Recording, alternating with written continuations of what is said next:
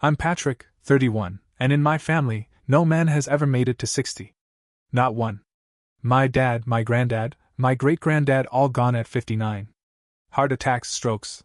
Natural causes. That's what the death certificates always said. My mom calls it the family pattern. My sister calls it genetics. But my Aunt Mara, who's technically not supposed to talk about it, once called it something else entirely. She said, "It's not a curse, Danny. It's a cleanup." Last month, my dad turned 59. 2 weeks later, my mom moved him into the reflection room, a bright, sterile space she redecorates for every man when his time comes. She says it helps them face the next chapter. He's been up there for 4 days. No phone. No visitors. Just herbal supplements, and some kind of quiet ritual my mom insists is family healing. When I tried to visit, she stopped me on the stairs. "Not yet," she said. "He's in transition." I asked her what that meant. She smiled, calm and cold. "You'll understand when it's your turn." And the way she said it, like my turn was inevitable, made something in my chest go cold. Because my 32nd birthday is in 3 weeks. And I just found the word preparations written next to my name in her planner. I didn't sleep that night. Every creak in the house sounded like footsteps above me. Around 3 a.m., I couldn't take it anymore and climbed halfway up the staircase that led to the reflection room. The light under the door was still on. I could hear murmuring 2 voices, my mom's and my dad's, but his sounded weak, like he was talking through sleep. I leaned closer and caught a few words. Just one more dose. And then something about purification. A bottle clinked. Liquid poured. My heartbeat filled my ears. The next morning, my mom came downstairs alone, dressed in her robe, humming. She made coffee like nothing had happened. When I asked about Dad, she smiled too fast. "He's resting now." Resting. That word again. I said I wanted to bring him breakfast. She said no. "He's fasting." By afternoon, I couldn't stand it. I snuck upstairs while she was watering her plants out back. The air on the top floor felt strange, humid, metallic. The reflection room smelled faintly of bleach and something sweet, like rotting fruit. Dad was lying on the bed, pale but breathing, a glass beside him with cloudy liquid at the bottom. His hands twitched when I touched them, but his eyes didn't open. There were empty bottles on the nightstand, labels scratched off, no markings. I grabbed one and shoved it in my pocket just as Mom's voice came from the hallway. "Daniel," she said softly, "you shouldn't be in here yet." Yet. That single word landed like a countdown I didn't know had started. The next morning, my dad was gone. No ambulance, no noise, no goodbye. My mom just came downstairs around 7, her hair perfectly brushed, and said, "He passed in his sleep." Peacefully. She poured herself orange juice like it was any other morning. I asked when it happened, and she said, "Sometime after midnight." Like she'd been expecting it. Like it was right on schedule. The coroner called it cardiac failure. No autopsy. No questions. Just another man in the family who didn't make it to 60. I told my sister, Erica, what I'd seen the night before: the bottles, the strange drink, Mom whispering about purification. She told me to stop. "You sound paranoid," she said. "Mom's grieving." But she wasn't grieving. She was glowing. She spent the next few days redecorating the reflection room again, humming the same tune, the one she always hummed when someone died. She told me she wanted to make it ready for the next cycle. When I asked what that meant, she just smiled and said, "It's a family thing, Daniel. You'll understand soon." I tried to laugh it off, but later that night I went into her office while she was sleeping. Her planner was open on her desk again. Under my name, next to my birthday 3 weeks from now, she'd written a single word in red ink: commence. And below that, a list of supplies, glass vials, sedatives, sodium something, and the last line underlined twice: "Don't let him leave." The next morning, I packed a bag. Nothing dramatic, just some clothes, my passport, and the bottle I'd swiped from Dad's room. I told myself I'd go to a motel for a few days, clear my head, maybe figure out what was real and what was paranoia. When I came downstairs, Mom was already sitting at the table, sipping tea. She smiled without looking up. "Running away won't help, Daniel." I froze. The suitcase handle went slick in my hand. "I'm just going to stay with Erica," I said. She set the cup down slowly. "Erica's coming here. She called last night." That wasn't true. Erica hated this house. I realized Mom was lying before I even checked my phone. She stood, her robe brushing the floor, and walked to the sink. "You're not sick yet," she said, her voice calm. "But the men always get restless before it begins." Before it begins. I waited until she left for town that afternoon, then tore through the house looking for whatever she'd been using. In the basement freezer, behind rows of neatly labeled jars, I found a wooden box. Inside, dozens of vials filled with cloudy liquid, each labeled with a name and date. My grandfather. My uncle. My father. There was even one with my name. The date was already written in, April 12th. My 32nd birthday. I dropped the vial, and it cracked on the concrete. The smell that came out wasn't chemical, it was herbal, almost floral. But underneath that, there was something sour, like old metal. When I looked up, I saw the basement camera's tiny red light blinking in the corner. She'd been watching me the whole time. I ran. Straight out the side door, across the yard, barefoot, carrying nothing but my phone and that cracked vial. I didn't even lock the car door when I got in. My hands were shaking so badly I could barely put the key in the ignition. I drove for an hour with no destination, just away. Somewhere with noise, with people. I ended up at a gas station diner 2 towns over, parked behind the building, and sat there trying to breathe. I opened the vial, poured a drop onto a napkin, and watched it eat a hole through the paper. Whatever was in that herbal mixture wasn't tea. I called Erica. Told her everything. The planner, the freezer, the vial with my name. She was quiet for a long time. Then she said, "That's not possible. Mom wouldn't, she couldn't." But her voice cracked halfway through. She finally said she'd drive over the next morning. "Just stay somewhere public. Don't go back." That night I checked into a roadside motel under a fake name. I barely slept. Every sound outside felt like footsteps. Every headlight that passed the window made me flinch. Around 3 a.m., I heard a car pull into the lot. My stomach dropped. I peeked through the curtain and saw her. My mother. Standing under the flickering parking light, still in her housecoat, staring straight at my door. She wasn't holding a weapon or anything. Just a thermos. She lifted it slightly, smiled, and mouthed something I couldn't hear. Then she set the thermos on the ground, turned, and walked back to her car. When I finally worked up the courage to open the door, the thermos was still warm. Inside was a pale liquid that smelled exactly like the stuff in the vial. There was a note taped to the lid. In her handwriting. "You don't have to be afraid. It's already in you." I dropped the thermos like it was acid. It rolled across the motel carpet, leaving a wet trail that smelled faintly of mint and copper. My hands were shaking so hard I couldn't even dial 911 right. When I finally got through, I told them someone was stalking me, that my mom had been poisoning my dad, maybe me too. They sent an officer, some small-town guy who looked exhausted before I even started talking. He looked at the cracked vial, the note, the thermos, and then at me. "Sir, has your mother ever been diagnosed with a mental illness?" I almost laughed. "You think she's crazy? She's killing people." He wrote something in his notebook, nodded slowly, then said, "You said you drank tea from her last week?" And that's when my stomach turned over. Because I had. 2 nights before Dad died, she'd handed me a cup and said, "You need to calm down." I hadn't even thought about it. The officer told me to get checked out. I drove myself to the nearest emergency room and told them I thought I'd been poisoned. They drew blood and took urine samples, but the nurse's expression stayed neutral the whole time. "If anything's in your system, the lab will catch it," she said. I waited 3 hours. Around dawn, the doctor came back with my chart. "Your tests show traces of several sedatives," he said. "Not lethal doses, but definitely not something you'd take accidentally." He looked up from the clipboard. "You said your mother gave you tea?" My chest went hollow. They admitted me for overnight observation, hooked me up to 4 fluids, and told me not to leave until the results were fully processed. I didn't argue. I just stared at the ceiling, trying to count how many men in my family had drunk that same tea before me. When I woke up the next morning, there was a folded note on the bedside table. No one saw who left it. The nurse swore she didn't. It said, "You shouldn't fight what's already begun." I ripped that note in half before I even finished reading it.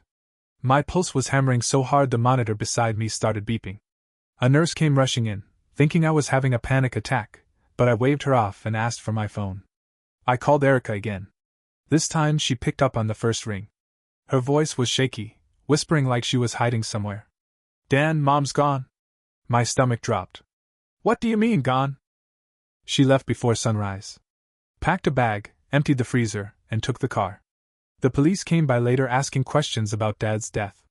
Whatever you told them, they're taking it seriously.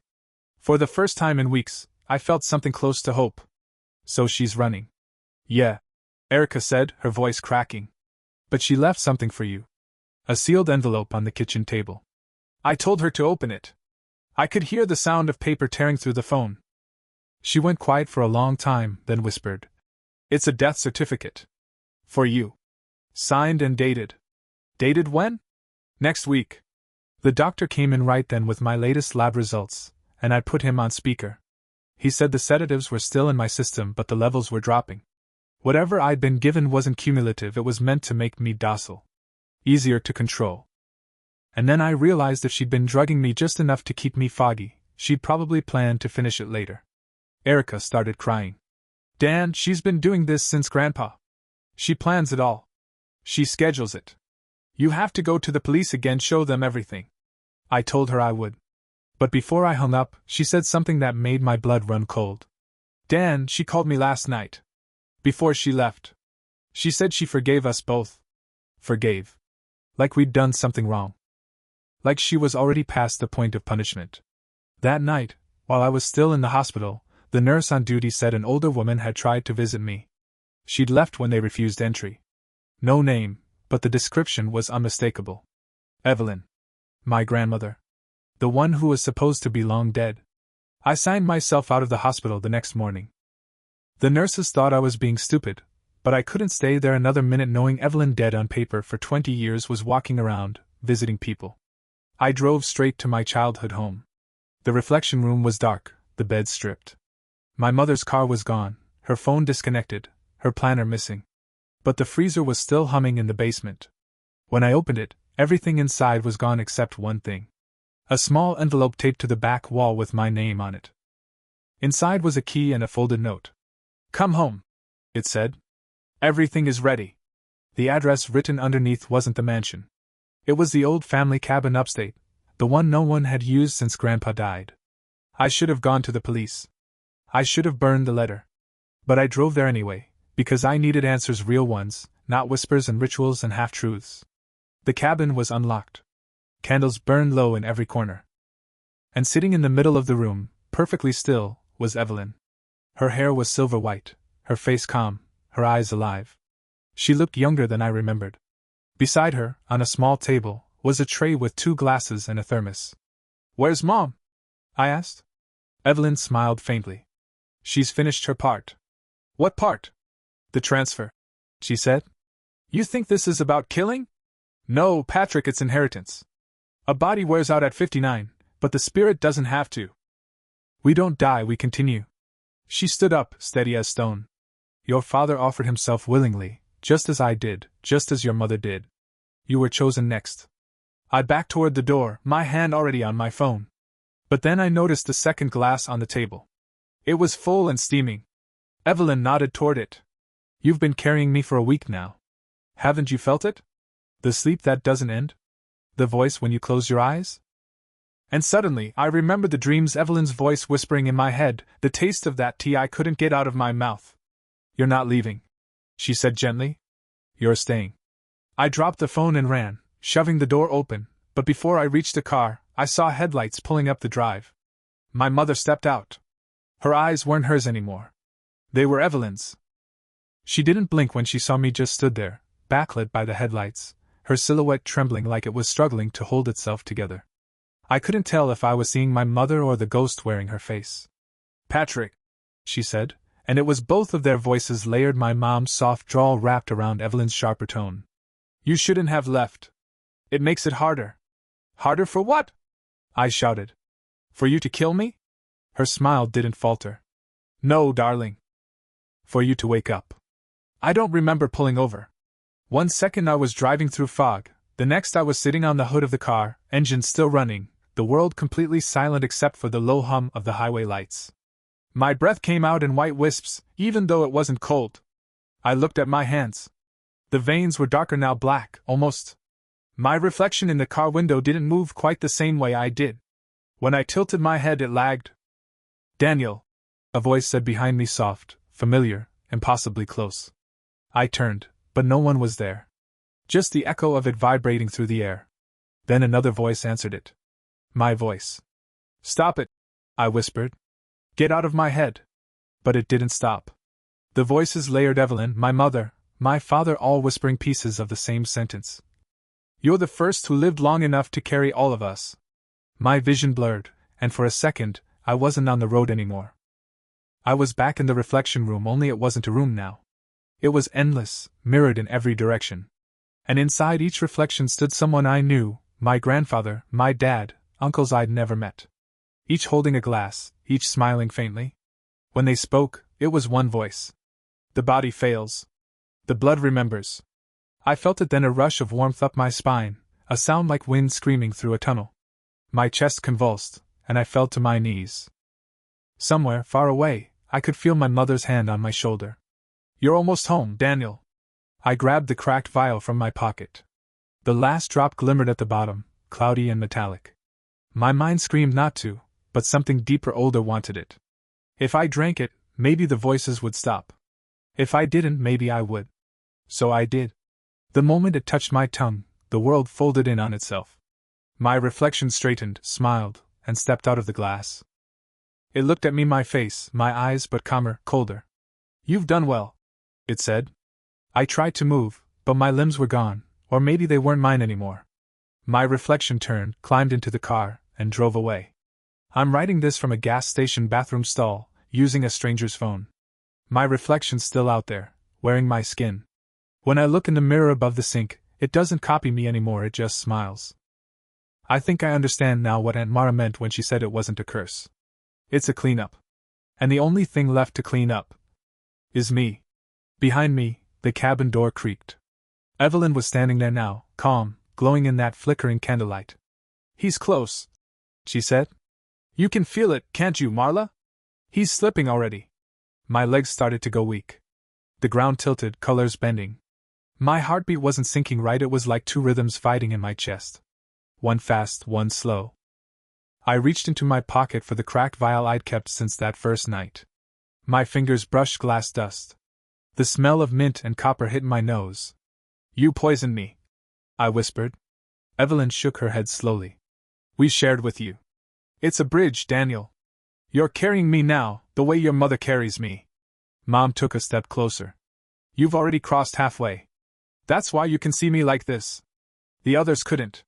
My vision was fracturing, frames flickering like an old film reel.